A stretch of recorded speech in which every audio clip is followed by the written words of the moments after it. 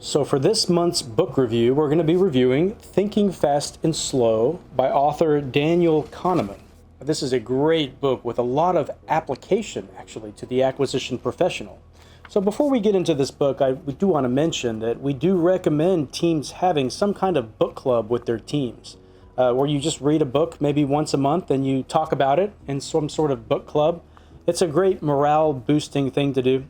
Now, what we recommend too is that you give your team questions to go through as you read the book. And so some of the questions, examples can be, how is the book relevant to acquisition and government contracts? What were aspects that were relevant to the team that could maybe help the team operate better, which there's many in this book. And then finally, what are some shocking pieces of the book? We called it the shock and awe factor.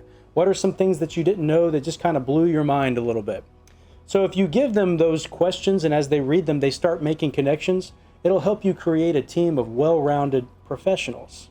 Now, let's get started with this one. So I have my notes with me and I'm just going to list some just general thoughts about thinking fast and slow. I'll make some application to the acquisition profession so you get an idea of how relevant this is to government contracting. Okay, so the main value of this book for the acquisition professional is this book really goes into how we make decisions, how our brain works. And an understanding of this really can impact the way you negotiate contracts, the way you change the culture of your office, the way you look at risks. It's just a very fulfilling book. It can explain some of the cultural resistance to acquisition modernization, for example, and even helps to explain funding decisions that we take on projects, large projects, and our resistance to end large projects that aren't working. So in this book, the author talks about two parts of your brain. He calls them two systems in your brain. There's system one thinking, which is fast, and system two thinking, which is slow. And in the book, he talks about how system one thinking is very intuitive, kind of quick thinking that can often be irrational. Our fast thinking sometimes is the thinking that is based on maybe bias that we have, that we don't realize that we have, subconscious things that lay within the layers. System two thinking is a lot slower, and it's our more rational side.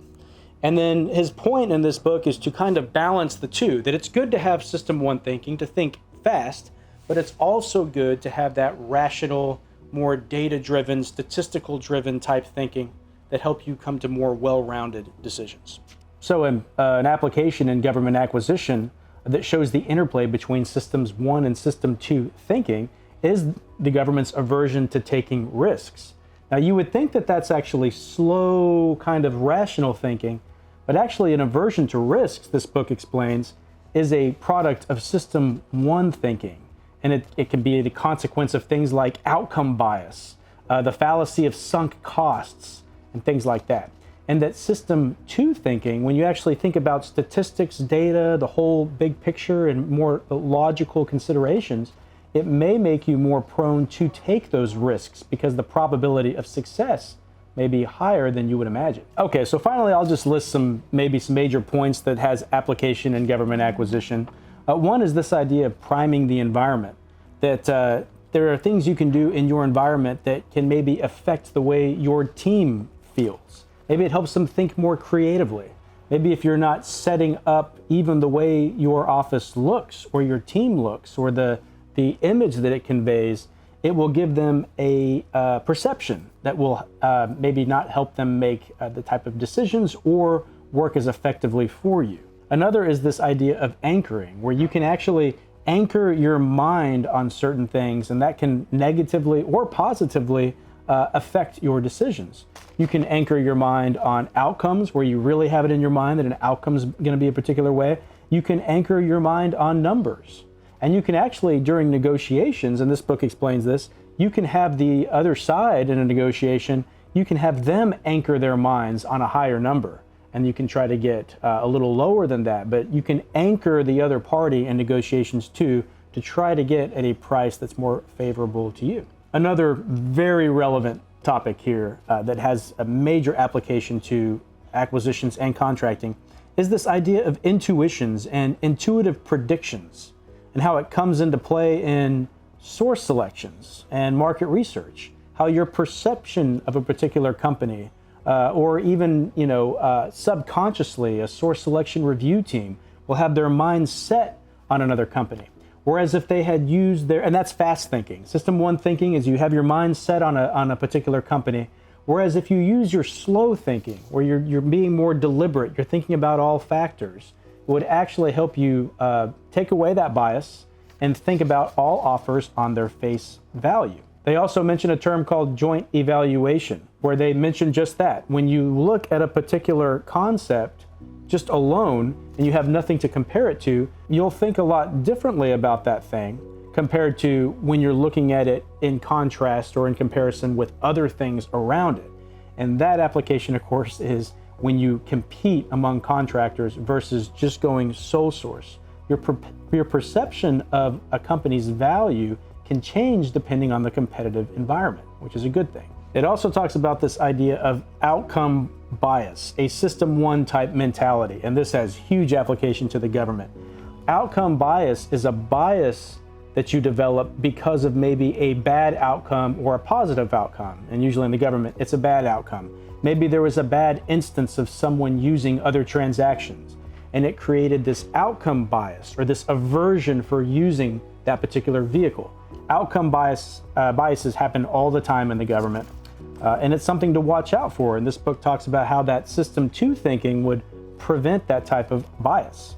It prevents you from taking risks. And actually even says in this book that standard operating procedures, and it used the government actually in this case, standard operating procedures are sometimes created as a way to de-risk because they're difficult to second guess. So in order for people to prevent outcome bias, they just try to over-regulate everything to stay on the safe side.